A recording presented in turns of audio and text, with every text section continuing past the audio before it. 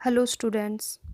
आज का हमारा टॉपिक है राष्ट्रीय जीवन में शिक्षा के विभिन्न कार्यों की विवेचना कीजिए कि राष्ट्रीय जीवन में शिक्षा के कौन कौन से कार्य हैं, किस प्रकार से जो है एजुकेशन जो है राष्ट्रीय जीवन में कार्य करती है। शिक्षा जिस प्रकार व्यक्ति तथा समाज के जीवन में लाभकारी है, उसी प्रकार से जो है राष्ट्रीय जीवन के विकास में अत्यंत महत्वपूर्ण है। ठीक है। राष्ट्र का विकास तभी होगा जब समाज का और व्यक्ति का विकास होगा। जब व्यक्ति और समाज का विकास होगा तभी जो है हमारा राष्ट्र का विकास होगा। इसीलिए एक समाज और व्यक्ति का विकास एजुकेशन के द्वारा होता है ना। व्यक्ति और जो है समाज का विकास किसके द्वारा होता है? एजुकेशन के द्वारा होता है, शिक्षा के द्वारा होता है ना। जो राष्ट्र के विकास के लिए भी महत्वपूर्ण है।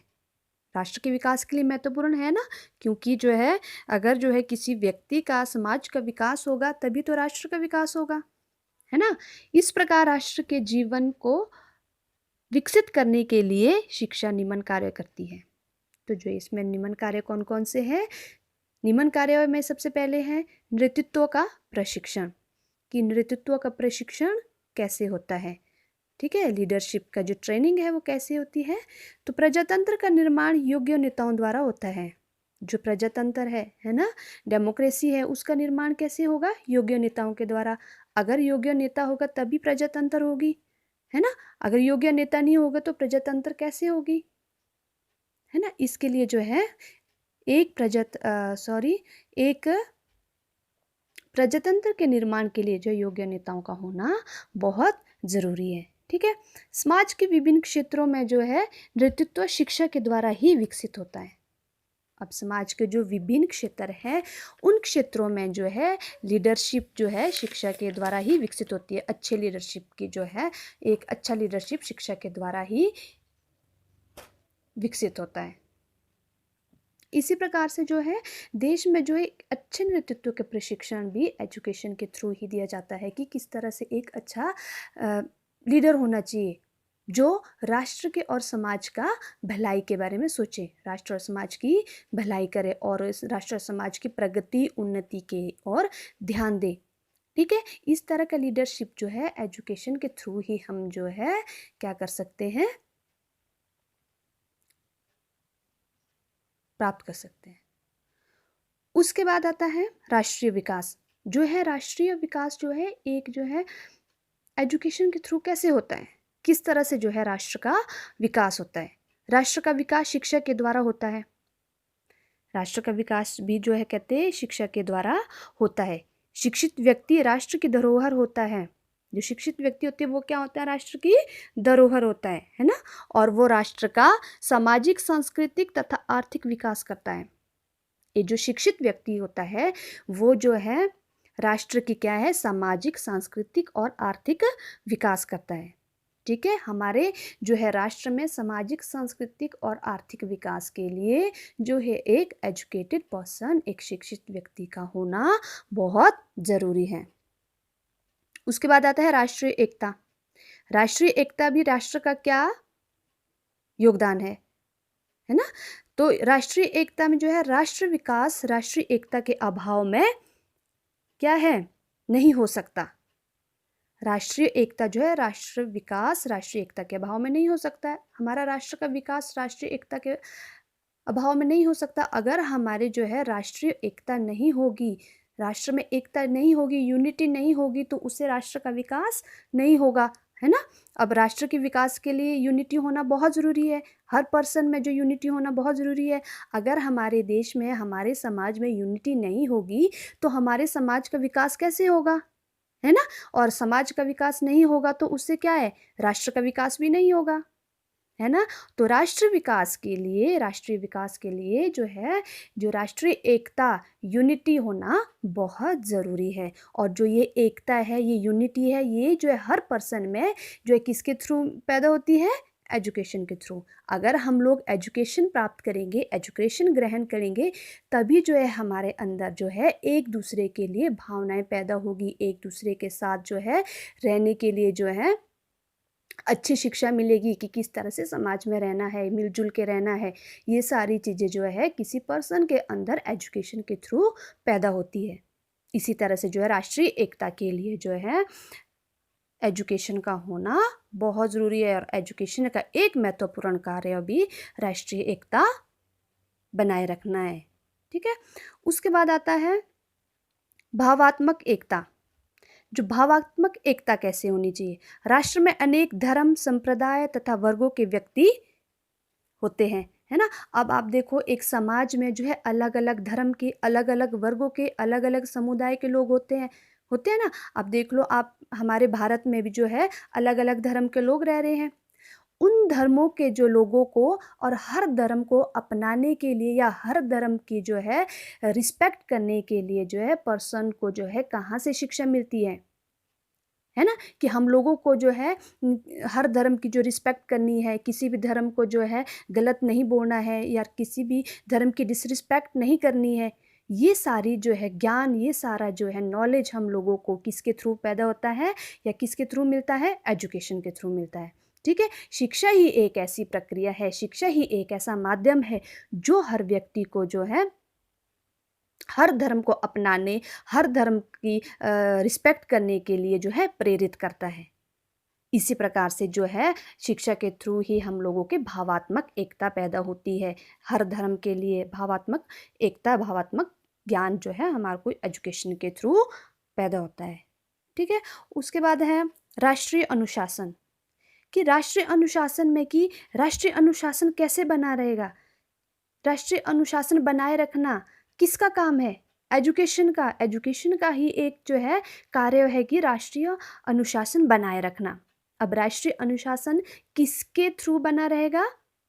किसी पर्सन के थ्रू बना रहेगा, है ना? जो हम लोग हैं, जो भी पर्सन है, जितने भी देश में जो है लोग है ना, उन अगर सभी लोग डिसिप्लिन में रहेंगे तभी जो है क्या है राष्ट्रीय अनुशासन बना रहेगा। अगर जो है व्यक्ति डिसिप्लिन में नहीं रहेंगे, है ना, डिसिप्लिन का पालन नहीं करेंगे, अनुशासन का पालन नहीं करेंगे, तो उससे जो है राष्ट्रीय अनुशासन भी नहीं बना रहेगा, है ना? तो राष्ट्रीय अनुशासन बनाने के लिए हर व्यक्ति को अनुशासन में रहना बहुत ज़रूरी है, और ये डिसिप्लिन, ये अनुशासन जो है किसी व्यक्ति के अंदर किसके थ्रू पैदा होता है? एजुकेशन के थ्रू पैदा होता है। क्योंकि जब भी एजुकेशन दी जाती है सबसे पहले जो है डिसिप्लिन सिखाया जाता है। अगर कोई व्यक्ति डिसिप्लिन में रहेगा तभी तो राष्ट्र भी डिसिप्लिन में रहेगा, है ना? तो इसी प्रकार से जो है राष्ट्रीय अनुशासन के लिए भी जो है एजुकेशन बहुत ज़रूरी है। उसके बाद आता है कर्तव्य का पालन। कि जो कर्तव्य का पालन जो है करना जो है शिक्षा का एक कार्य है। शिक्षा का एक कार्य क्या है? कर्तव्य का पालन करना। कैसे? प्रत्येक नागरिक अपने सामाजिक कर्तव्यों का पालन करें, शिक्षा का यही प्रयत्न रहता है। अब देखो कि शिक्षा का एक प्रयत्न यही रहता है, शिक्षा का एक एम्स यही होता है कि हर व्यक्ति जो है कर्तव्य का पालन करे, हर व्यक्ति जो है कर्तव्य में जो है पालन करे। अगर कोई व्यक्ति कर्तव्य का पालन नहीं करेगा तो उससे क्या होगा? राष्ट्र के विकास में जो है क्या आएगी? बैरियर्स आएंगे, बाधाएं आएंगी, है ना? तो इस प्रकार से जो है कर्तव्य का पालन करने के लिए भी जो है एजुकेशन का बहुत बड़ा रोल है। ठीक है? और जो है राष्ट्र के जो कर्तव्य का पालन के लिए जो है राष्ट्र के जीवन को गतिशील बनाता है ना? उसके बाद आता है नैतिकता का शिक्षण। जो है नैतिकता का शिक्षण किस तरह से जो है एजुकेशन का जो एक कार्य क्या है? नैतिकता का शिक्षण करना। राष्ट्र के विकास में नैतिकता का एक बीज मंत्र है ना? अनैतिक व्यक्ति राष्ट्र को पतन की ओर ले जाते हैं और नैतिक व्यक्ति राष्ट्र को उत्थान करते हैं, है ना? आप देखो जो है नैतिक व्यक्ति होंगे, है ना, वो जो है नैतिक व्यक्ति जो है राष्ट्र को ऊंचाई की ओर ले जाएंगे, है ना? आप ये मान के चलो ऊंचाई की ओर ले जाएंगे, है ना? राष्ट्र की भलाई का सोचेंगे, राष्ट्र की डेवलपमेंट के बारे में सोचेंगे, है ना? अगर कोई एक अनैतिक व्यक्ति होगा वो क्या राष्ट्र की ना वो भलाई के बारे में सोचेगा, ना वो उसके जो है क्या बोलते हैं उत्थान के बारे में सोचेगा, है ना?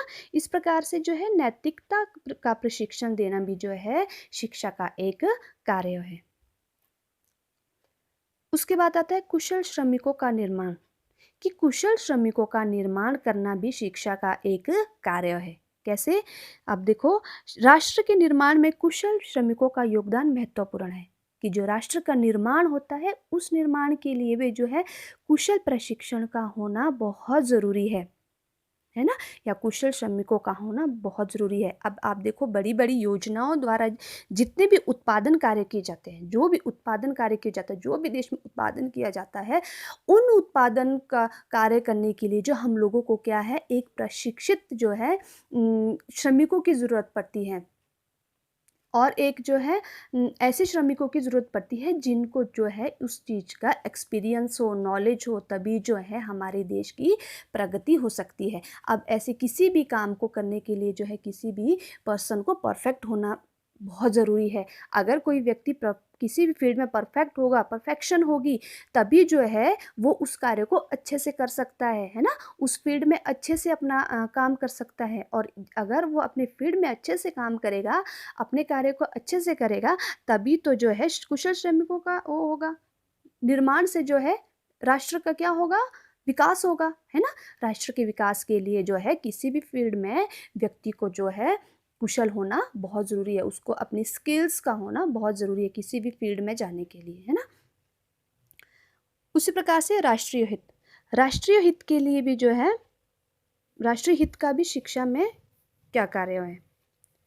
शिक्षा अपनी शैक्षिक प्रक्रिया के माध्यम राष्ट्रीय हितों का प्रमुखता देती है।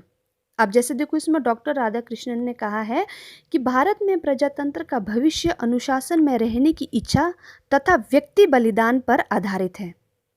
यदि भारत को स्वतंत्र, संयुक्त तथा प्रजातांत्रिक रहना है तो शिक्षा को चाहिए कि वो लोगों को प्रादेशिकता तथा तानाशाही के बजाय एकता तथा प्रजातंत्र के लिए विकसित करे।